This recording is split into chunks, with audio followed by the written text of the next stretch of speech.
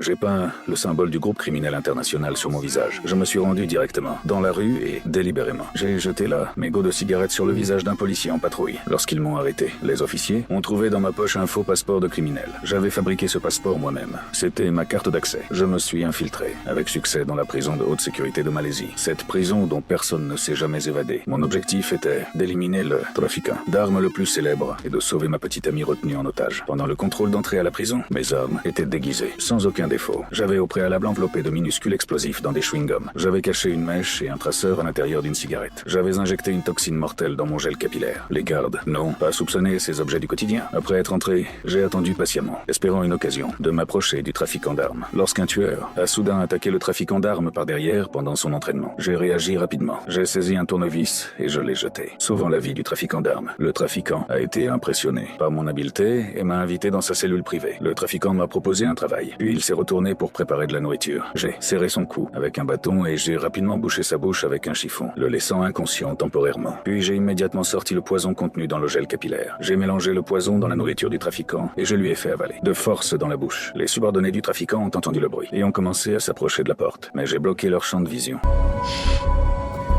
Ces subordonnés ont cru à tort que leur patron était seulement en train de prier, donc ils n'ont pas osé le déranger et se sont retirés sans faire de bruit. Après cela, je suis sorti de la cellule en m'éloignant de la foule. J'ai sorti le chewing-gum et je l'ai collé sur le mur. J'ai pris cette cigarette, j'ai sorti la mèche et je l'ai allumée. Les gardes ont remarqué ma présence et se sont mis à approcher. J'ai avalé le traceur caché dans la cigarette. À ce moment-là, les gardes n'étaient qu'à 30 mètres de moi. Je me suis accroupi contre le mur.